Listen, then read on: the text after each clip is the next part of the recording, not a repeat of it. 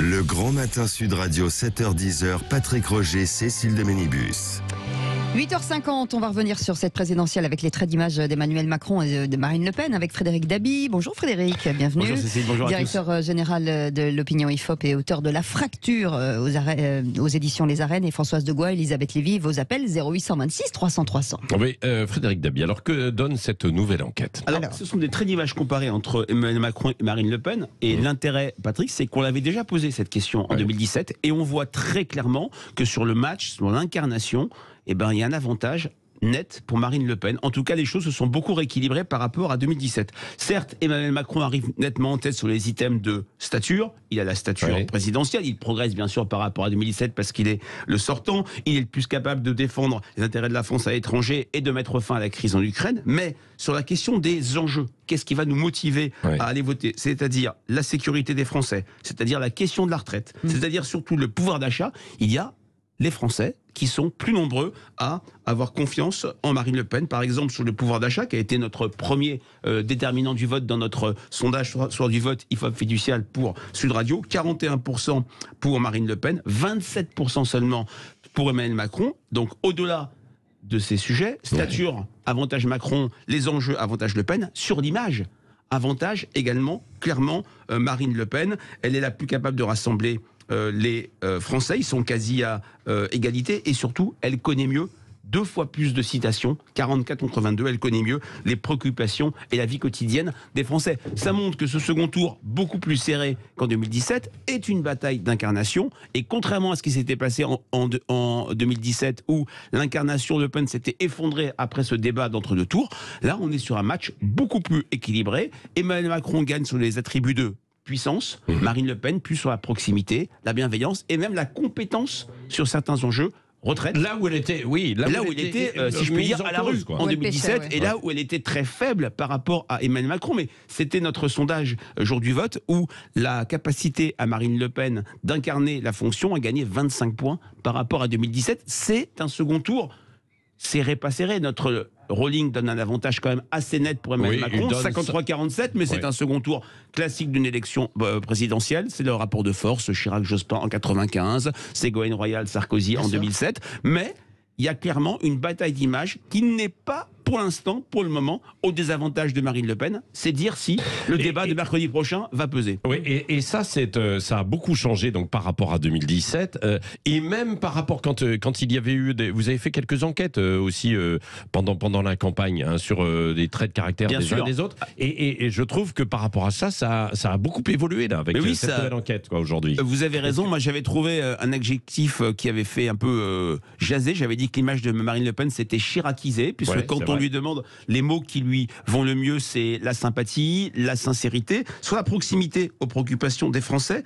en 2017, elle était à 34%. Elle passe à 44% en 2022, et 8 points de plus par rapport à ce qu'on mesurait simplement au mois de mars. C'était quand même... Hier, on voit qu'elle joue cette carte proximité, la carte féminité, la carte de la proximité identificatoire. Je vous rassemble, je suis une femme qui est divorcée, qui a élevé ses enfants. C'était son moment un peu intime au meeting de Reims, si je ne me trompe pas, au début de campagne. Et très clairement, face à un Emmanuel Macron expert, compétent, mais qui apparaît lointain, distant, et qui est finalement... et dans une logique de statu quo. Il incarne le statu quo, Marine Le Pen incarne plus le mouvement. Ce sont des mouvements, si je puis dire, qui sont plutôt préoccupants pour lui à quelques jours du second tour. Alors, elle a acquis de la crédibilité, c'est ce que vous dites à travers ça. Elle faisait peur aussi auparavant à certains, puis avec toujours ce que brandissent ses adversaires, notamment extrême droite, ça n'apparaît pas forcément. Ça s'est beaucoup atténué. Par exemple, dans l'enquête du jour du vote, on a une majorité de Français qui considèrent qu'elle est attachée aux valeurs démocratiques. Quand on se souvient des baromètres célèbres de mes amis de la Sofresque, où chaque année, avec Le Monde, ils testaient est-ce que le FN est un danger pour la démocratie. On avait des scores de 3/4, de 80% à l'époque de Le Pen père. Là, est-ce que Marine Le Pen inquiète les Français? On était à 54% en 2017, on est à 45% en 2022, mais Emmanuel Macron inquiète en même temps 30% des Français. Avantage Macron, clairement, le sortant, Ouais, bien la sûr. réassurance, la stature, mais là aussi, les choses se sont un peu rééquilibrées. Oui, non, mais c'est particulièrement intéressant cette étude. D'un mot, chacun, 30 secondes, Elisabeth Lévy, Françoise Degois, sur cette étude. Elisabeth ? Non, alors l'étude, c'est très intéressant. On attend de voir si le débat va confirmer cette tendance ou pas. Mais ce que je trouve intéressant dans ce que vous avez dit au début, c'est que si je comprends bien, en réalité, la plupart des gens votent plutôt en fonction ou seulement en fonction de leurs questions individuelles et pas du tout pour l'avenir du pays en quelque sorte.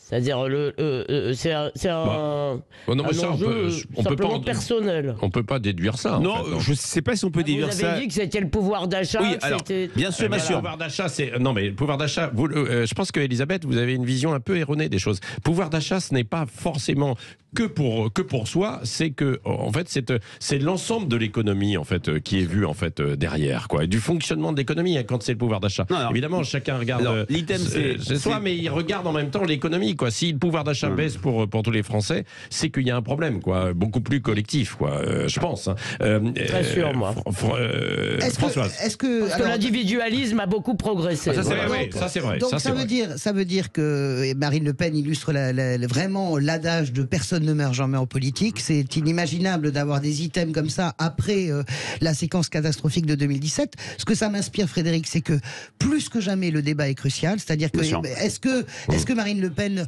le soir du débat, peut renverser cette table d'avance très naturelle? On sait très bien que quand on sort en tête d'un premier tour, on a évidemment une grande avance. Donc est-ce qu'elle peut le renverser cette tendance et le troisième point, est-ce qu'elle peut dire merci à Éric Zemmour véritablement dans la dernière semaine? Elle peut lui faire une statue en réalité. Alors, sur le merci à Éric Zemmour, oui, même avant la dernière semaine, puisque Éric Zemmour, par sa présence, par ses prises de position, a endossé la tunique du réprouvé, de la droite extrême, et il a recentré Marine Le Pen, qui n'avait même plus besoin de parler massivement de ces deux sujets, immigration, insécurité. Dans notre sondage jour du vote, c'est la première fois depuis qu'il y a une Le Pen ou un Le Pen candidat à la présidentielle que la première motivation de son électorat n'était pas l'immigration. Parce que c'est acquis. Parce qu'en fait, pour eux, pour son électorat, c'était le pouvoir d'achat. Et sur la question, Françoise, du débat, c'est vrai que traditionnellement, jusqu'à 2017, un débat ne changeait rien. Ne changeait rien, il ne faisait qu'accentuer une tendance ou l'enraciner. 2017, c'est une véritable rupture. Avant et après le débat dans le rolling, elle perd 2,5 points en une journée. Ça n'est absolument plus jamais arrivé. Là, elle ne peut pas faire pire qu'en 2017. Et je pense que ce débat peut être très important, et notamment pour peut-être resserrer l'écart et permettre à Marine Le Pen d'incarner cette vision du changement, même si, il faut le dire, Emmanuel Macron est plutôt redoutable en débat. On se souvient de l'interview face à Edwige Plenel ou Jean-Jacques Bourdin, où c'était très dur pour lui, il avait réussi quand même à bien tenir la distance. Allez, dans un instant, les débats. On va continuer avec vous, Elisabeth Lévy, Françoise Degois et Éric Revel, qui sera avec nous également, pour revenir sur la conférence de presse sur l'international hier de Marine Le Pen. Restez avec nous, à tout de suite. Le Grand Matin Sud Radio, 7h-10h, Patrick Roger, Cécile de Ménibus. Et la suite des grands débats dans quelques instants. Elisabeth Lévy, Françoise Degois, Éric Revel qui sera avec nous dans quelques instants. Frédéric Dabi est toujours avec nous. En attendant, Revel en campagne. Sud Radio. Et Revel en campagne. Ah, jingle qui doit partir. Le jingle, la machine ne veut pas. La machine. Je pourrais le faire à la bouche, mais je suis pas sûr que ce soit mieux. Est enrayé ce matin. Bon, bonjour Éric Revel. Bonjour Patrick, bonjour Cécile. Bonjour Eric. Alors, Marine Le Pen a présenté sa stratégie en matière de politique étrangère hier. La vision de la candidate RN tranche avec celle d'Emmanuel Macron. Oui, c'est deux visions qui s'opposent. Oui, je ne reprendrai personne. L'une qui est plus européenne et atlantiste, celle d'Emmanuel Macron, l'autre plus originale, dirons-nous, en direction de la Russie, et en quittant d'ailleurs le commandement intégré de l'OTAN, comme De Gaulle le fit en 1966. Ça, c'est celle affichée par Marine Le Pen. Alors, d'un côté, une vision européenne d'Emmanuel Macron qui conserve comme pivot de l'indéfectible couple franco-allemand, l'axe stratégique entre Paris et Berlin, même si beaucoup imaginent qu'en fait ce couple ne fonctionne pas vraiment. Et puis Marine Le Pen, elle, qui veut construire une Europe des nations et pas une Europe fédéraliste qui coûterait cher, trop cher d'après elle, et diluerait surtout la souveraineté française. Des différences aussi sur la question de l'OTAN, mais qui reste pour les deux candidats tout de même un bouclier protecteur indispensable. Oui, alors on va aller crescendo sur ce qui les différencie. Oui, Le Pen, sur l'OTAN, souhaite conserver la France dans l'OTAN, mais je vous le disais, elle quitterait le commandement intégré de l'organisation militaire de l'Atlantique Nord si elle devenait chef de l'État. Bon, je vous le rappelle, ce commandement intégré, c'est jamais qu'un état-major d'officiers supérieurs qui est basé à Mons en Belgique. Bon, d'accord, qui réfléchit à la stratégie militaire, mais ça n'a plus tout à fait la même importance qu'avant. Et puis, en revanche, on peut le dire, l'importance d'appartenir à l'OTAN en ce moment, dans les circonstances actuelles avec la guerre en Ukraine, n'est plus à démontrer, et aucun des deux finalistes à l'élection présidentielle, évidemment, ne remet en cause cette appartenance, ni même d'ailleurs ne remet en cause, je vous en avais parlé, le fameux article 5 de la charte militaire qui stipule qu'en cas d'agression d'un de ses membres, tous les autres viennent à la rescousse. C'est l'article phare de l'OTAN, et là, ni Emmanuel Macron, ni Marine Le Pen, si elle était élue, n'y touchent. Oui, et puis la question des liens avec la Russie est abordée par Marine Le Pen, un changement de cap diplomatique presque total si elle était élue. Alors voilà, alors là c'est là où évidemment les deux chemins diffèrent en matière de politique étrangère. Le plus original, mais forcément le plus contesté, oui, au vu des prises de position antérieures et ambiguës de Marine Le Pen, ça lui est reproché en ce moment avec Vladimir Poutine. Le plus marquant dans la position diplomatique de Marine Le Pen, c'est cette stratégie effectivement qu'elle mettrait en place si elle a été élue à l'Élysée, en direction de la Russie. Alors elle cite jamais Vladimir Poutine, évidemment. Elle ne parle pas non plus de l'Ukraine dans cette conférence de presse, elle n'emploie jamais le mot. Alors Marine Le Pen, elle propose un rapprochement entre l'OTAN et la Russie. Alors moi je vais essayer d'être objectif. Bon, certains y verront évidemment une provocation avec l'actuelle guerre en Ukraine. Bon, très bien.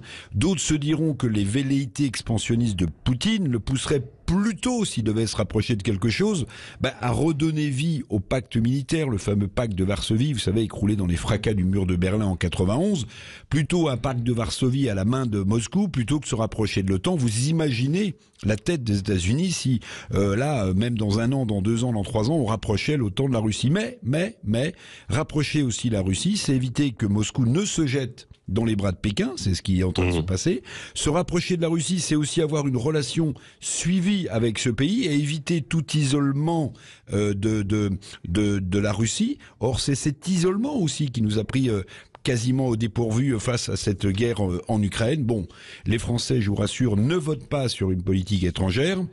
Les questions internationales ne sont pas les plus prégnantes, évidemment, mais c'est de la politique. On est sur le second tour de l'élection présidentielle. Donc face à Emmanuel Macron, qui possède cette dimension forcément internationale du fait de son statut de chef de l'État, Marine Le Pen devait y répondre avec un positionnement différent, une offre différente. C'est chose faite.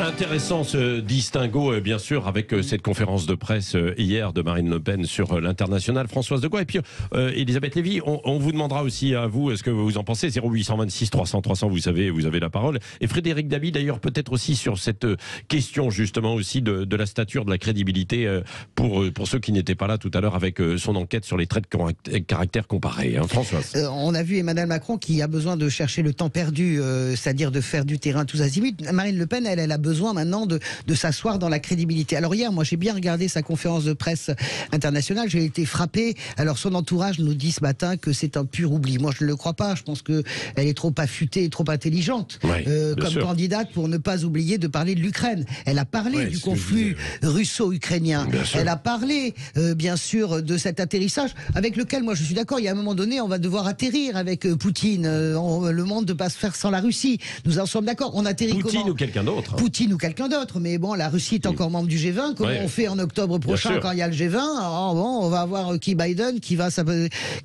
s'asseoir à côté du boucher, du génocidaire. Enfin, tout ça, je veux bien entendre. Sur le fait qu'elle ne cite pas l'Ukraine, il y a quelque chose, moi, qui m'a paru évident dans la conférence de presse de Marine Le Pen, c'est que sa relation avec la Russie de Poutine est insécable. C'est-à-dire que profondément, elle considère, et elle a le droit ou pas, on verra ce que ça donne dans la campagne, mais profondément, elle considère que pas le modèle poutinien de gouvernement, mais en tout cas qu'il y a quelque chose dans Vladimir Poutine, probablement dans la capacité qu'elle lui accorde à lutter contre l'islamisme, par exemple, dans le modèle de l'homme fort, il y a quelque chose du domaine, pas de la fascination, mais du domaine du lien de Marine Le Pen. On ne me l'enlèvera pas à l'esprit. Quand son entourage nous dit elle a oublié, non, ça n'est pas un oubli. Elle n'a pas dit un mot sur la guerre, sur l'Ukraine. Elisabeth Lévy. Oubli volontaire ou pas sur l'Ukraine? Ça, écoutez, je l'ignore totalement. C'est-à-dire que sur les principes, je trouve intéressant, si vous voulez, de vouloir restaurer une sorte de politique d'équilibre. Parce que ce qui est ennuyeux aussi dans l'Europe et dans l'OTAN, si vous voulez, c'est qu'en réalité, l'OTAN n'est évidemment pas une institution égalitaire, par notre faute globale d'ailleurs, parce que effectivement, nous acceptons que ce soit les Américains qui assurent notre défense. Et, si vous voulez, au-delà de l'émotion, au-delà de la condamnation tout à fait légitime de l'invasion, tout simplement, de l'invasion par Poutine à un pays souverain, si vous voulez, il y a aussi évidemment dans cette affaire des intérêts qui se jouent. On voit bien, si vous voulez, notamment, on est aussi beaucoup, nous, poussés, si vous voulez, à s'engager de plus en plus par des Américains qui, eux, sont loin. Et alors, après, si vous voulez, moi, je suis toujours un peu réservé sur l'étalage de l'émotion en permanence. C'est-à-dire, on voit des images horribles à la télé et hop, un nouveau train de sanctions. Ouais. Et puis on en voit d'autres et Madame von der Leyen va dire que l'Ukraine va adhérer à l'Union européenne. Ouais. Je ne trouve pas ça très sérieux. Maintenant, est-ce que la politique de Marine Le Pen est réaliste? C'est-à-dire, est-ce qu'on aurait les moyens de cette ambition, si vous voulez, de restaurer en quelque sorte une forme de non-alignement, parce que la Russie ne va pas déménager de toute façon, je ne crois pas. La question n'est pas Poutine, il n'est pas éternel, heureusement. Mais la Russie, si. Frédéric Dabi, donc vous vouliez ajouter deux mots sur... Simplement, c'est vrai que sur la question ukrainienne, dans notre sondage du vote, on a vu que ça n'a pas été un élément crucial du vote des Français, c'était plus les conséquences de cette crise, notamment sur le pouvoir d'achat, avec la hausse des prix du carburant. Mais quand même, c'est vrai que la dimension sur laquelle Marine Le Pen a le potentiel de confiance le plus faible de toute l'enquête, et j'ai détaillé tout à l'heure les différents items, c'est sa capacité à mettre fin à la crise en Ukraine, 15% seulement pour elle, 38% pour Emmanuel Macron. C'est là où elle pâtit d'une véritable faiblesse. Et n'oublions pas, le débat d'entre deux tours la semaine prochaine, on parlera de l'international, parce que la présidentielle, la rupture de cette élection par rapport aux élections passées, c'est que la présidentielle, moment de magie où l'extérieur n'existe plus, la mondialisation est mise de côté, c'est terminé. Les sujets internationaux intéressent les Français. Allez, dans un instant, on va continuer le débat avec notamment le vote musulman mélenchoniste, avec Françoise Degois, Elisabeth Lévy, voilà, et puis ensuite la jeunesse, et puis Éric Revel qui est toujours l'abstention, Éric Revel qui est avec nous, et puis tout à l'heure aussi le vote jeune. Ça, c'est particulièrement important. Ça peut faire partie des clés, évidemment, comme l'abstention de cette présidentielle. Vous dites la jeunesse et tout de suite, c'est le nom d'Éric Revel qui vous vient à l'esprit. Ça aurait pu être moi, mais c'est pas moi. En attendant... Éternelle jeunesse. Il nous donnera son secret, d'ailleurs. On aurait dû vous citer, Elisabeth. Ah bah oui, elle fait du sport tous les jours. Vous en êtes un autre, mon cher Frédéric. Allez, restez avec nous. Allez, restez avec nous. On fait du sport, justement. Allez, 2 minutes pour les pompes. Et à 9h19, on fait dans un instant le retour des grands débats, toujours avec Éric Revel et décidément Elisabeth Lévy, Françoise Degois et Frédéric Dabi. En attendant, on va offrir notre cadeau. Et c'est Adrien qui est avec nous en ligne de Ollainville dans le 91 dans l'Essonne. Bonjour Adrien. Oui, bonjour. Comment ça va Adrien? Écoutez, ça va très bien. Il y a une bonne nouvelle qui vient de tomber. Ah ouais, elle vient de tomber. Bah, on va la ramasser. Vous avez gagné. Vous avez gagné. Attention les joueuses, Cécile. Elle est très très joueuse. Très drôle et très drôle. Vous allez aller au parc Astérix avec des enfants, en tout cas en famille. 2 journées d'accès consécutifs au parc Astérix, une nuit d'hôtel pour une chambre familiale, les petits déjeuners, les dîners pour 4 personnes. J'aurais pu le garder pour nous. Eh bien non, nous avons décidé de vous l'offrir, Adrien. Adrien, est-ce que vous nous écoutez depuis longtemps? Depuis peu. C'est-à-dire, parce qu'il y a un moment donné, je ne vais pas pouvoir vous le donner. Dites-moi en combien? Non, ça fait quelques mois. Ah bah ça va alors, quelques mois ça va. C'est gagné. C'est gagné, bravo. En tout cas, merci. Qu'est-ce que vous faites dans la vie, Adrien? Bah écoutez, je suis commercial dans le bâtiment. D'accord. Pas trop de pénurie en ce moment, c'est pas trop compliqué? Directement non, mais oui, le marché est un peu compliqué, mais bon, ça va, il y a du boulot. Bon bah tant mieux.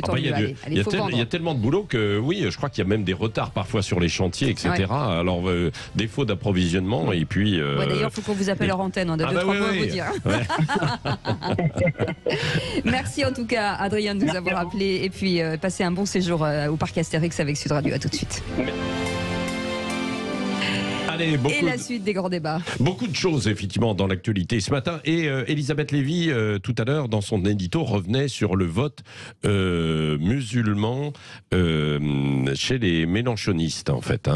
Il y a... Frédéric Dabi, c'est vous qui avez fait cette enquête. Oui, tout à fait.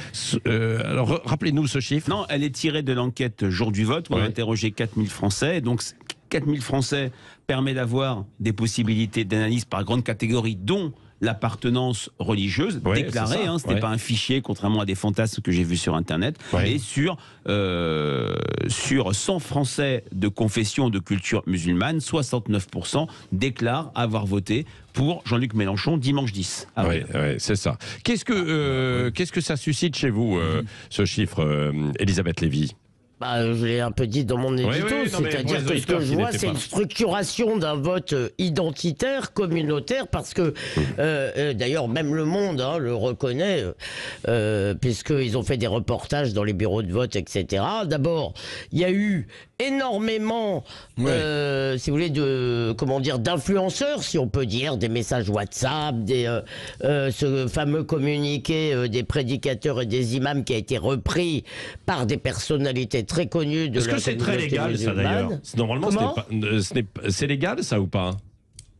En tout cas, c'est des messages, des boucles WhatsApp privées. Oui, c'est vrai. Donc je crois pas du tout que c'est pas du tout ça qui me, c'est pas du tout ça qui m'inquiète. Ce qui m'inquiète, si vous voulez, c'est que le discours islamo-gauchiste de Jean-Luc Mélenchon, flattant la fibre victimaire, regardez comme les Français sont islamophobes et méchants, regardez, c'est-à-dire l'idée que toute critique de l'islam, toute inquiétude par rapport à certaines formes de l'islam serait du racisme ou de l'islamophobie, est entrée dans les têtes de beaucoup de musulmans, et ils ont voté d'abord comme musulmans. Et d'ailleurs, on voit bien, parce que je sais que Françoise va me dire que c'est un vote de gauche, je lui réponds Françoise et ensuite Éric Revel. Non, mais donc arrêtez de répondre à mes questions, c'est pas ce que je vais vous dire d'abord. D'accord. Je vais vous rappeler que 40% des catholiques ont voté pour Marine Le Pen et Éric Zemmour. Je vais vous rappeler que Éric Zemmour samedi a adressé une lettre aux Juifs de France, ce qu'il n'a absolument pas le droit de faire, et je pense que Patrick Lugman a eu absolument raison. Donc parler du vote communautaire, si on en parle, on en parle jusqu'au bout. Vous sent énervé dès qu'on parle de ça. Non, parce que votre Mélenchon est islamo-gauchiste. Dès qu'on parle de ça, vous êtes énervé. Je suis énervé parce que c'est considéré qu'il y a 69% de gens qui vivent dans les cités qui sont musulmans et qui ont voté uniquement parce que quelqu'un leur aurait donné des garanties sur de l'islamisme radical. Ça vous vient même pas à l'esprit qu'il peut y avoir 69% de gens qui votent pour un type qui leur crache pas dessus matin, midi et soir. Qu'il n'y a pas d'histoire de communauté, il y a juste une histoire de respect. Allez, voilà, Elisabeth, c'est tout. Vous me hurlez dessus, je vous réponds. Il y a un vote communautaire des catholiques, alors il y a un vote communautaire également voilà, je vous le dis. C'est juste pas possible d'entendre n'importe quoi. C'est-à-dire que dès qu'on fait une critique, chacun ses arguments. Mais c'est pas un argument. Personne ne leur crache dessus. Flatter la fibre victimaire de cette façon, c'est grave. Ça suffit vraiment d'entendre ces âneries. Non, mais écoutez, chacun a ses arguments. Chacun a ses arguments. Moi, je ne crois pas du tout que c'est flatter la fibre. Je pense qu'à un moment donné, il y a des gens qui se considèrent agressés ou pas. Et puis vous avez aussi des gens qui se déclarent musulmans et qui sont musulmans comme moi. Je suis catholique, c'est-à-dire je vais à l'église chaque fois qu'il y a un enterrement ou un mariage, et eux ils vont à la mosquée pour les mêmes raisons. Et ce sont des gens qui votent aussi en leur âme et conscience de gauche, qui ne sont pas simplement obsédés par le communautarisme. Mais si on va sur le communautarisme, 40% des électeurs de Marine Le Pen et des Zemmour, les catholiques ont voté pour eux. Et je le redis, Éric Zemmour a envoyé une lettre aux Juifs de France. Il n'avait pas à le faire. Voilà. Alors, si je reprends la source de l'enquête, quand on dit catholique, on parle de plusieurs types de population. Catholique d'une manière générale, 29% ont voté Macron, 27 Marine Le Pen, 10 Éric Zemmour, 14 Jean-Luc Mélenchon. Jean-Luc Mélenchon fait mieux qu'Éric Zemmour chez les catholiques. Chez les catholiques pratiquants, et notamment des catholiques pratiquants. Françoise Badaboum. Les catholiques pratiquants réguliers. Avant, on les appelait les messalisants. Maintenant, c'est au moins aller une fois par mois à la messe. 19% Mélenchon, 25 Macron, 21 Le Pen, 16 Zemmour. Le total, Le Pen, Badaboum et Éric Revel.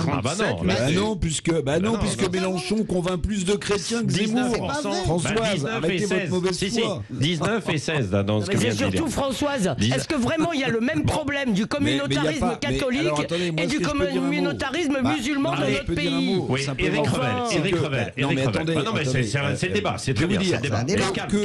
Que Mélenchon récupère 69% du vote musulman, il y a rien de très surprenant puisque une partie de sa campagne, c'est pour récupérer ce vote. Bon, donc il le récupère. Moi, ce qui m'interpelle beaucoup plus, c'est là où je suis pas d'accord du tout avec Françoise, c'est que Mélenchon, il a une démarche, j'allais dire, proactive en direction des musulmans, puisqu'il les protège là où, d'après Françoise, les autres les embêteraient matin, midi et soir. Non, les insultes, pardon, Françoise. En revanche, d'abord, les chiffres vous montrent que votre raisonnement est faux, ce que vient de dire Frédéric, mais surtout, j'ai pas vous additionnez Zemmour et Le Pen. J'ai pas entendu. Non. Macron. Non mais, je connais votre technique, Françoise. Non, mais il n'y a pas de technique. Donc respectez-les. Écoutez. Donc respectez-les. Ce que je voulais juste vous dire, Françoise, et puis après j'arrête, c'est que ni Le Pen, ni Macron, ni même Mélenchon, qui convainc 19% des catholiques, n'a eu des arguments en direction des catholiques. D'ailleurs, c'est très réparti, c'est ce que vient de dire Frédéric Dabi. C'est faux.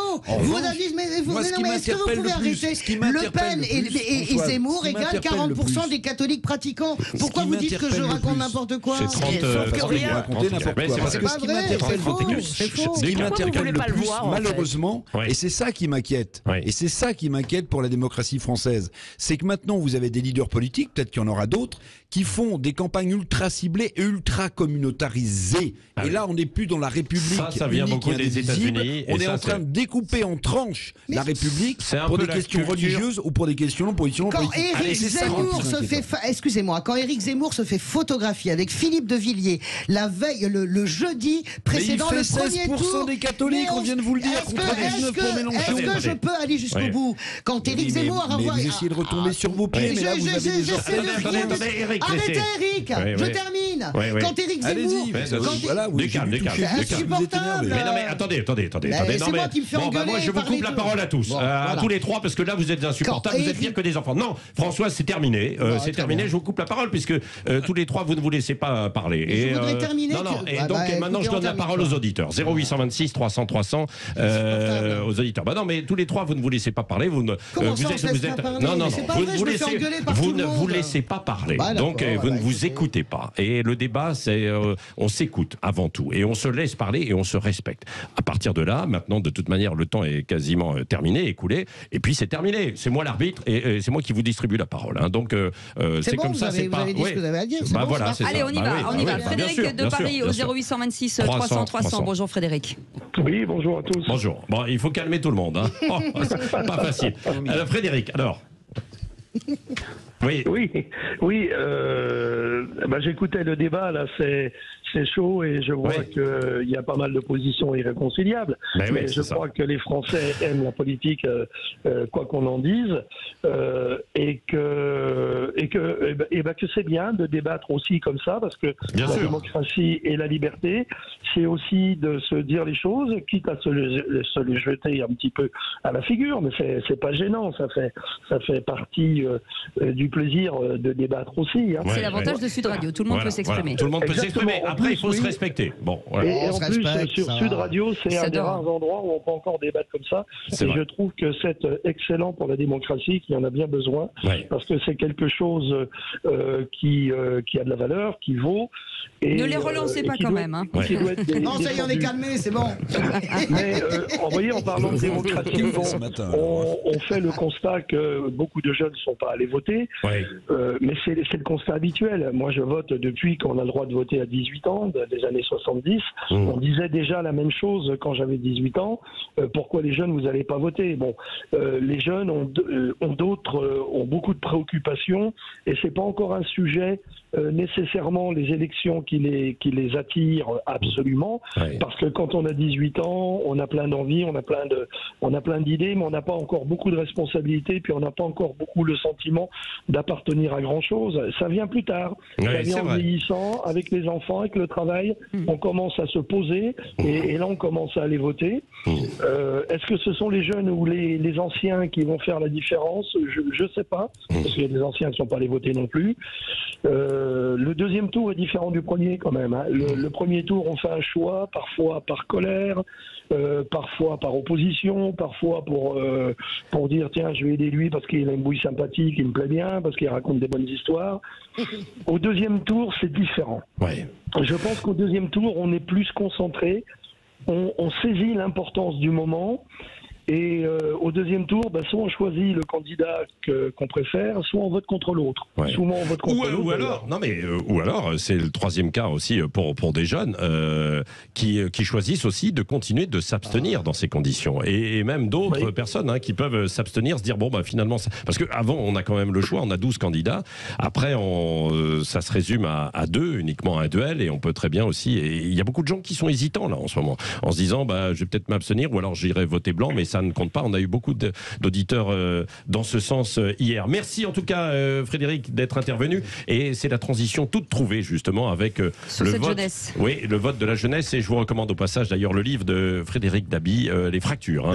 La fracture, bien sûr, la fracture, écrit avant la présidentielle. Frédéric, il n'a pas pu dire un mot tellement s'engueuler. Et je vais offrir un stage de yoga à Elisabeth Lévy, Françoise de Gois et Eric Patrick.